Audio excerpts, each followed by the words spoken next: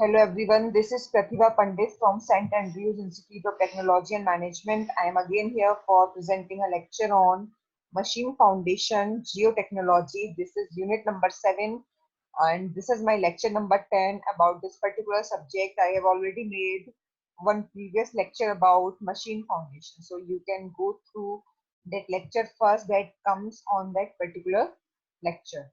So I will start with some theoretical portion as I told you that I will take all the theory portion first. Okay.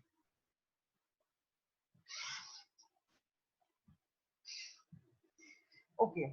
So what we study till now is, देखिए machine foundation में आपका theory आता है. मैंने आपको already बताया था कि मशीन फाउंडेशन की जरूरत हमें क्यों होती है. ठीक है. और उसका सिग्निफिकेंस क्या है. इसके बाद आप आपको पढ़ना है what is damped vibration and what is undamped vibrations. ठीक है. सो आप इसके नोट्स खुद बना लीजिए. What is damped vibration. In damped vibration no resistive force acts on the vibrating object.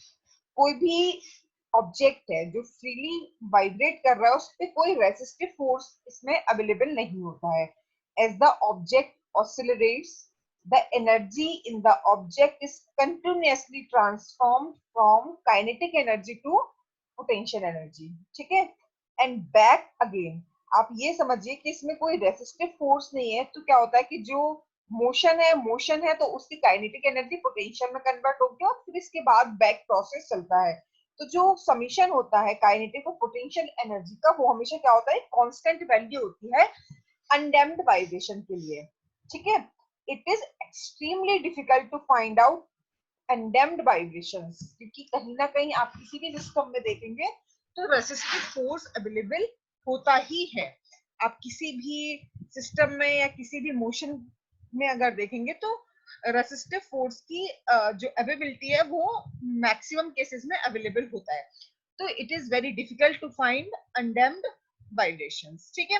For instant even an object vibrating in an air suppose.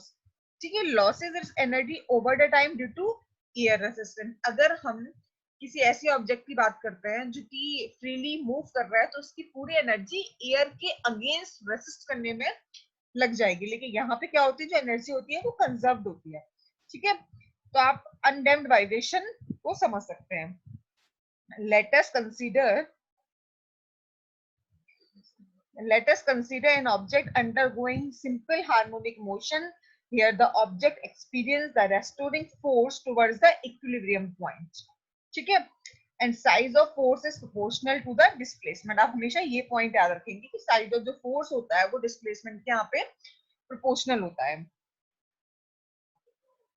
and the displacement of the object is given by x. Suppose the object with the mass m in the simple harmonic motion, we can write this equation.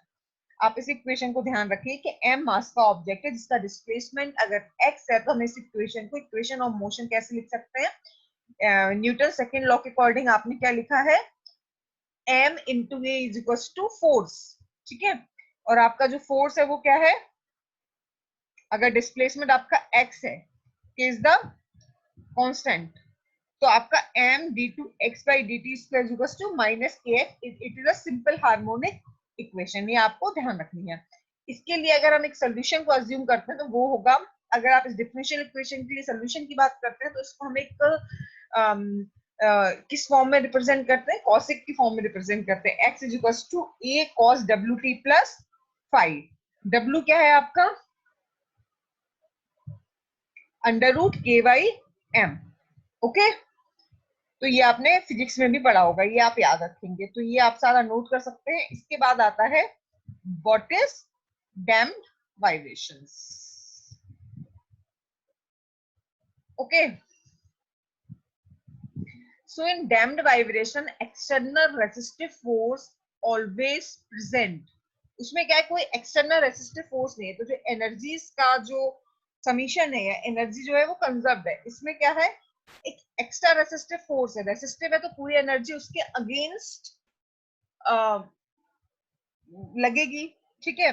The object loses energy due to resistance, ठीक है, object की जो energy है, जो उसकी present energy है, वो क्या हो जाएगी, रेसिस्टेंट उसमें पूरी इन्वॉल्व हो जाएगी, ठीक है। तो और उसका जो एम्पलीट्यूड होगा, सपोज ऐसे समझिए कि कोई फ्रीली ऑब्जेक्ट आपका मूव कर रहा है, तो वो जो एम्पलीट्यूड कवर कर रहा है उसमें एनर्जी के लॉस होने की वजह से एम्पलीट्यूड क्या हो जाएगा, डिक्रीज हो जाएगा। आप यहाँ पे अगर इक्वेशन डैम्पिंग वाइब्रेशन के केस में किसी ऑब्जेक्ट के लिए डैम्पिंग फोर्स कंसीडर करते हुए इक्वेशन लिखेंगे, तो that should be like this, harmonic motion. क्या है, we can model the damping force to be directly proportional to the speed of the object at that time. If the constant of proportionality for damping force is b, we can write the equation like this. Okay, m d2 x upon dt square is equals to minus kx minus b dx by dt. इसका जो solution है, आप equation याद रखेंगे, इसका जो solution है वो हम एज्यूम करते हैं x इज इक्वल्स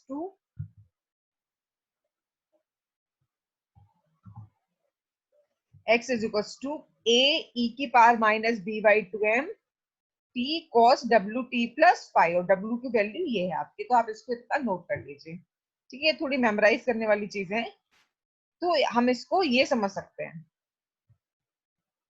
इसमें मैं बहुत ज्यादा डिटेल में जाने की जरूरत नहीं है, क्योंकि आपके जो सिलेबस में है वो डैम्ड और अनडैम्ड वाइब्रेशन है। तो एक जो होता है वो एक्सटर्नल फोर्स की प्रेजेंस में होता है, जिसमें एक्सटर्नल रेसिस्टिव फोर्सेस होते हैं, और एक जो होता है जिसमें एक्सटर्नल रेसिस्टिव फोर्स नहीं होता, उसे हम अनडैम्ड बोलते हैं, और जिसमें एक्सटर्नल रेसिस्टिव फोर्स होता है उसे हम डैम्ड वाइब्रेशंस बोलते हैं, ठीक है। Now we will again come on some other portion, like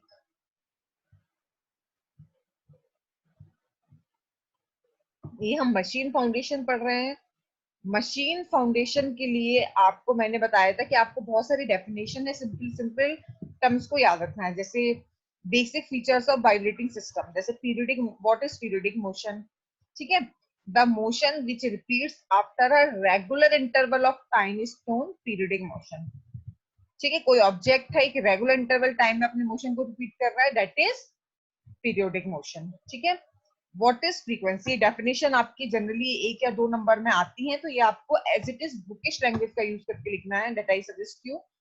the number of cycle completed in unit time is called the frequency. आप एक यूनिट टाइम में जो नंबर ऑफ साइकिल कवर हो रही है, दैट इज फ्रीक्वेंसी।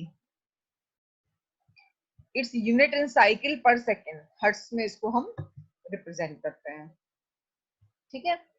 इसके बाद आता है टाइम पीरियड।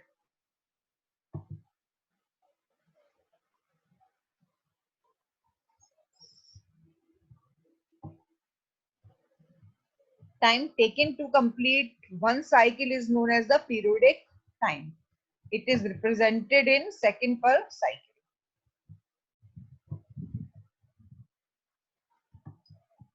इसके बाद आता है amplitude. The maximum displacement of vibrating system or body from the mean equilibrium position is called amplitude. इसके बाद free vibrations क्या होते हैं? When a system is disturbed, it starts vibrating and keeps on vibrating thereafter without the action of external force. Such vibration are called free vibration. आपने किसी भी system को अगर डिस्टर्ब कर दिया तो उसमें वाइब्रेशन होगा, और वो कीप वाइब्रेटिंग, मतलब कंटिन्यूअसली वाइब्रेट कर रहा है किसी भी एक्सटर्नल फोर्स के एब्सेंस में, तो इस टाइप के वाइब्रेशन को हम लोग फ्री वाइब्रेशंस बोलते हैं। फोर्स्ड वाइब्रेशंस क्या होते हैं? जिनमें आपका कंटिन्यूअसली, जिसमें आपको एक्सटर्नल फोर्स की जरूरत पड़ती है। आप यहाँ पे फोर्स वाइब्रेशन को भी समझ लीजिए, ये भी आपका बहुत आता है, what is free vibration and what is forced vibration, exams में। The vibrations of system under the influence of external force is called forced vibrations. The frequency of forced vibration is equal to the forcing frequency. आप इन सबके notes बना सकते हैं, ठीक है। इसके बाद आता है आपका नेचुरल फ्रीक्वेंसी। नेचुरल फ्रीक्वेंसी क्या है? When a system excludes free vibration which are undamped,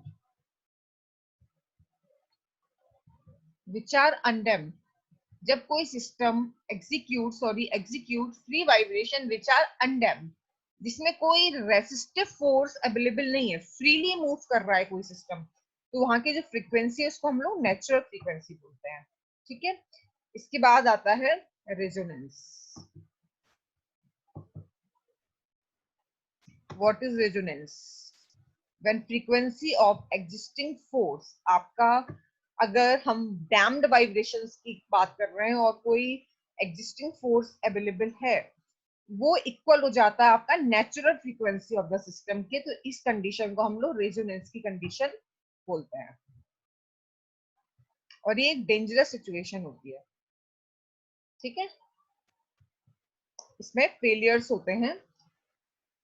external exciting जो फोर्स है वो नेचुरल फ्रीक्वेंसी से इक्वल अगर हमारी कंडीशन होती है, तो उस कंडीशन को हम लोग रेजोनेंस बोलते हैं। इसके बाद आता है आपका degree of freedom. So what is degree of freedom?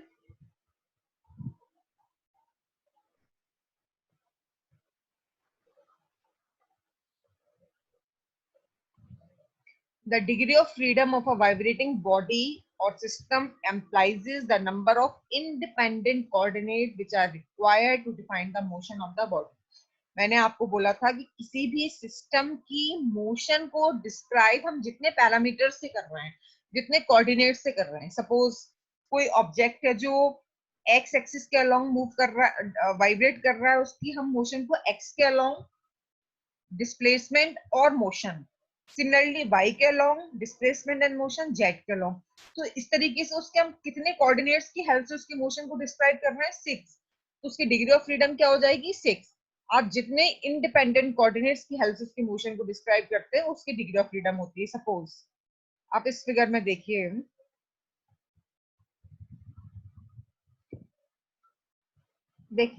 ये सपोज कोई फ्री ऑब्जेक्ट है, ठीक है, जो यहाँ से आपका मूव कर रहा है, तो ये वर्टिकल डायरेक्शन में लॉन्गिट्यूडनल वाइब्रेशन हो रहे हैं इसमें, ठीक है।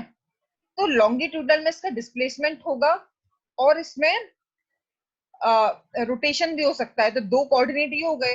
ट्रांसवर्स डायरेक्शन में आप देखेंगे मींस ऐसे ऐसे ये मूव कर रहा है, दो कोऑर्डिनेट आप यहाँ एज्यूम करेंगे। इसके अलावा टॉर्जनल वाइब्रेशन आप जेड के अलोंग देख रहे हैं कि ये टॉर्जनली और मूव कर रहा है, तो दो कोऑर्डिनेट, उसकी डिग्री ऑफ फ्रीडम क्या हो गई? 6। तो हर एक्सिस के अबाउट अगर उसके दो कोऑर्डिनेट्स हम उसकी मोशन को डिस्क्राइब कर रहे हैं, तो उसकी डिग्री ऑफ फ्रीडम हो गई है। आप इस पर्टिकुलर केस के लिए देखेंगे longitudinal vibrations, ठीक है। when the particles of the shaft या object or disc moves parallel to the axis of the shaft, then the vibration is known as the longitude। आप इसको भी नोट कर लीजिए इन तीनों फिगर्स को ड्रॉ करके डिग्री ऑफ फ्रीडम में, कि लॉन्गिट्यूडनल वाइब्रेशन आपका क्या होता है, ठीक है, ठीक है। when the particles of the shaft or disc moves parallel to the axis of shaft, then motion is called longitudinal vibrations। Next है आपका ट्रांसवर्स वाइब्रेशन।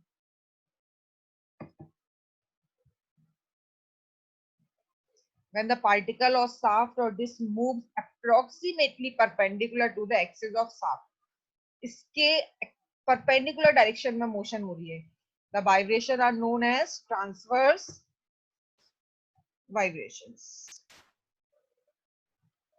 कभी कभी ये भी पूछ लिया जाता है कि what is longitudinal vibration, what is transverse vibration, what is torsional vibrations. Third है आपका torsional vibration. when the particles of the shaft disc move in a circle about the axis of the shaft, about moves in a circle, इस rotational वे में आपका motion हो रहा है, the vibration is called torsional। ये depend करता है वहां पर आपका जो फोर्स है या जो एक्सटर्नल एक्साइटिंग फोर्स है वो कैसा है, मोशन उस चीज पे आपकी डिपेंड करती है। तो इसकी डिग्री ऑफ फ्रीडम कैसे हम डिफाइन करेंगे? अगर हम इस केस के लिए लेंगे तो इसके लिए डिग्री ऑफ फ्रीडम 3 हो जाएगी। यहाँ की मोशन को आप एक डायरेक्शन में रिप्रेजेंट कर रहे हैं, यहाँ की मोशन को एक डायरेक्शन में रिप्रेजेंट कर रहे हैं, इसके आप सर्कुलर वे में रिप्रेजेंट कर रहे हैं, तो डिग्री ऑफ फ्रीडम क्या हुआ? 3। ठीक है, तो आप इस तरीके से डिग्री ऑफ फ्रीडम को एनालाइज कर सकते हैं।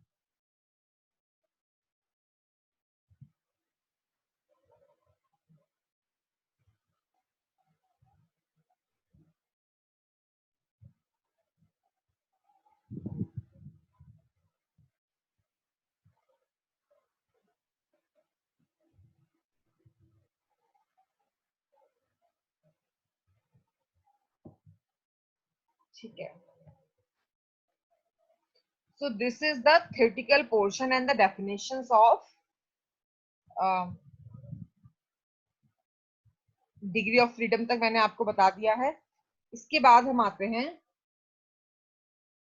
यहाँ पे, जब हम लोग डेरिवेशन पोर्शन पे आएंगे तो कुछ चीजों का हमें ध्यान रखना है। Element of parameter vibrating system, जैसे मास, आप जो ऑब्जेक्ट ले रहे हैं उसका जो मास है उसको एज्यूम करते हैं region concentrated at the centre of gravity.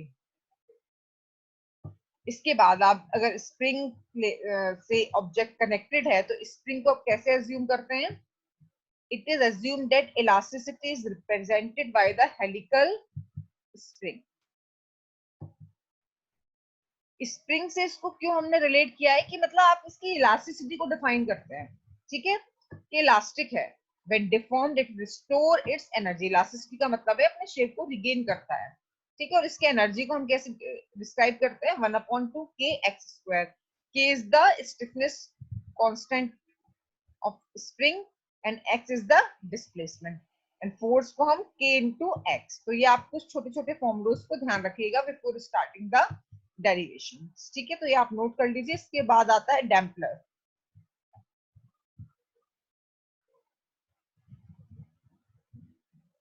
तो what is damper? In a vibrating system, the Dampler is an element which is responsible for loss of energy in the system. Dampler जो होता है, डैम्पलर का मतलब है कि जो रेसिस्टिव फोर्स को क्रिएट कर रहा है, व्हाट इज द सोर्स जिसकी वजह से एनर्जी जो हो रही है वो लॉस हो रही है। ठीक है, अगर कोई ऑब्जेक्ट फ्रीली मूव कर रहा है और एयर एज अ रेसिस्टेंट है वहां पे, तो अब एनर्जी एयर के अगेंस्ट मूव करने में उसकी एनर्जी पूरी लॉस हो रही है। That means the damper damping force is air, तो that is damper. It converts energy into the heat due to friction which may be either sliding friction or viscous friction। ठीक है, क्योंकि energy जो होती है वो कन्वर्ट होती है फ्रिक्शन में या स्लाइडिंग फ्रिक्शन में, क्योंकि वो उसको प्रिवेंट कर रहा है, तो as a frictional force act करता है। A vibrating system stops vibration because of energy conservation by the dampler. There are two types of dampers. आप इसके नाम याद रखेंगे, एक होता है विस्कस डैम्पलर, एक होता है कूलाम्स डैम्पलर। ठीक है, तो ये आप ध्यान रखेंगे।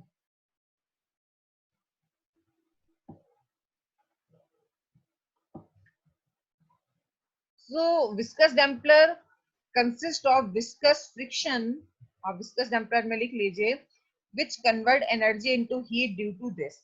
For this damper force is proportional to the relative velocity. And Coulomb's damper, the dry sliding friction acts as a damper. Dry sliding friction, it is almost a constant force that with but direction is always opposite.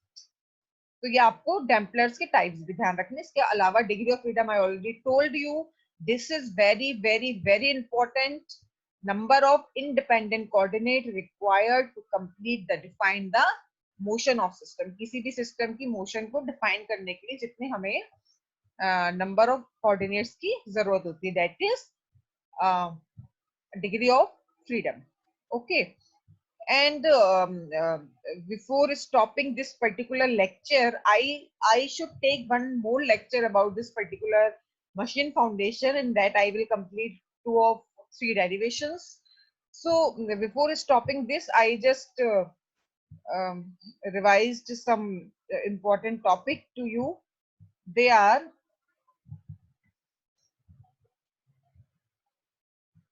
आप इसमें जो important question है वो देख लीजिए। एक तो machine foundation है क्या, उसके टाइप्स क्या है, ठीक है, मशीन फाउंडेशन की रिक्वायरमेंट हमें क्यों होती है, ठीक है। आप इसके 4 टाइप्स इसके फाउंडेशन को डिस्क्राइब करते हैं, block type, box type, framed type and wall type, ठीक है। Block, box, wall and frame. इसके अलावा what is the design criteria, that is also very important. Design, general design criteria में ये सारे पॉइंट्स मैंने आपको नोट करवाए थे, आप अभी भी दोबारा से इसको नोट कर सकते हैं, ठीक है। तो these are also very important. इसके बाद one important topic, vibration analysis of machine foundation, ठीक है। मशीन फाउंडेशन की वाइब्रेशन एनालिसिस।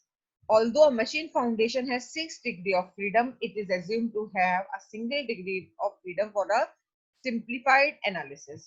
अगर हम मशीन फाउंडेशन की बात करते हैं, अगर एक पर्टिकुलर टाइप की फाउंडेशन की बात करेंगे तो उसकी 6 डिग्री ऑफ फ्रीडम हम कंसिडर करते हैं।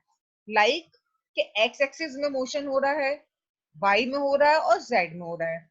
लेकिन कंसिडरेशन के लिए हम उसको एक अज्यूम कर लेते हैं। आप यहाँ देखिए, ये आपके फाउंडेशन है, ये फाउंडेशन इस मशीन की फाउंडेशन है और ये सरफेस पे इसकी सबग्रेड है, ये सॉइल है आपका, ठीक है। ये बाउंड्री ऑफ वाइब्रेटिंग सॉइल, ये वो जो जोन है जहाँ पे सॉइल पर फोर्स लगने के बाद वाइब्रेटिंग एक जोन आपका जो जनरेट हो जाता है, ठीक है। Machine foundation supported on soil mass, in this case mass mf of the system lumps together the mass of machine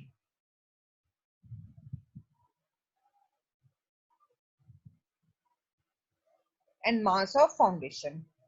The total mass acts at the center of gravity of the system.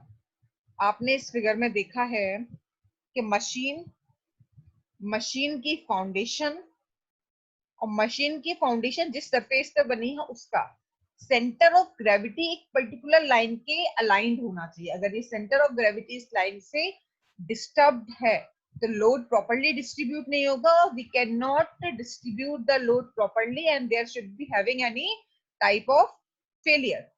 तो आपको इन सारे points को consider करते हुए design करना होता है machine foundation. That is why we are adopting some particular steps for the design of machine foundation, ठीक है। so this is also very important, क्योंकि क्या होगा, मशीन जब मूव करेगी तो यहाँ पे इस तरीके से मोशन होगा, वाइब्रेटिंग होगा। आप इसको ऐसे समझिए ना कि यहाँ से फिक्स्ड है और फिक्स से कोई स्प्रिंग है, स्प्रिंग से कोई ऑब्जेक्ट है और उसमें मोशन हो रहा है, आप इसको उससे कोरिलेट करके समझिए। तो इसका प्रॉपरली हम अगर फ्री बॉडी डायग्राम एनालाइज करके इसको समझते हैं तो ये इजी होगा। तो हमें इसकी सेंटर ऑफ ग्रेविटी अलाइंड हो, इसके लिए इसको डिजाइन पैरामीटर्स इसके ध्यान रखने होते हैं, ठीक है। So this is all about this particular topic. Now what is remaining? I can take the derivation of free vibration, damped, undamped, and forced vibration, damped, undamped. These 4 derivation are remaining, and I almost completed the theoretical portion till now. Guys, if you have any problem, then please let me know, and I am waiting for your questions. Thank you very much.